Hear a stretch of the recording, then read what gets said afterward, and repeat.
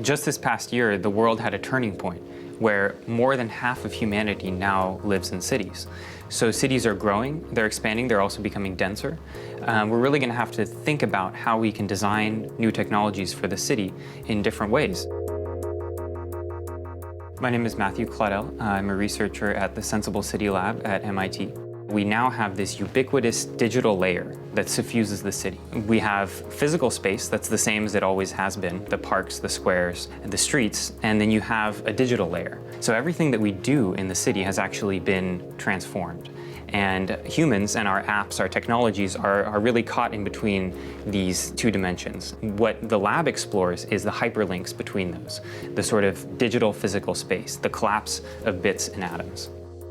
I'm Ingeborg Walker, and I'm an associate professor at Harvard Graduate School of Design. I'm also the head of the 3D Experience City project at Dassault Systems.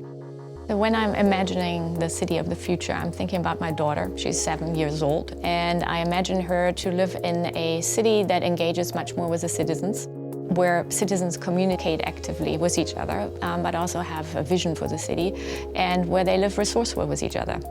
What we see is a more rapid growth of the urban areas than we have ever seen before. So that puts tremendous challenges to designers, of course, in terms of where do all these people live? What are they all eating? Where's the food coming from? How do we transport people? What is the energy resources we have for them? The 3D Experience City project will be a holistic urban model. And what I mean by this is that we're looking at all the systems that constitute the city and their totality, most importantly in their relationships to one another. Infrastructural systems such as energy, water, traffic, maybe more importantly even healthcare, education, communication, and any other system you can think of that affect human life. I'm Philippe Laffer. I'm the CEO of CATIA. CATIA's focus is to design and engineer every object in the world and making virtual worlds. So the model is not a computer graphics model. It's not just that. You know, of course, it's the 3D representation, but it bears inside, all the material properties. It's a model with all the behaviors, all the physics. So as a citizen, you can virtually walk inside the building and understand what the temperature will be. You can make a lot of what-if scenarios. In addition to that, also, we look very carefully at the repercussions the urban systems have on the resources worldwide. And this is, of course, a pretty large project. We will work many years on it, probably. But if we want to have a resourceful lifestyle within the urban settlements, we, of course, need to understand what the repercussions are for the entire planet. A project we did called Trash Track was taking geolocating tags, these digital trackers, and attaching them to ordinary pieces of garbage, and just watched where they would go. Here you can see after 2 days, the tags are moving all over the Seattle region. After 7 days, they're still moving. They're beginning to cross outside of the state. After 2 weeks, it's already in Florida. You see a piece going to Chicago and back to Baja California. And even after 2 months or 3 months, the trash still hasn't found a place to rest.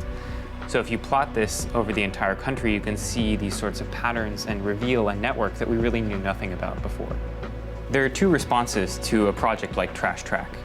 One of them is the engineer's response, to take the data, look at the system as it exists, and design a new way for it to work, to optimize the system. The other response is more of a people-centric one, a more bottom-up response. And through creating the data and visualizing it, we can actually hope to promote behavioral change. So you show people where their plastic bottles are going after they throw them away. And maybe the next time they're reaching for the trash can, they'll think about where that bottle is going.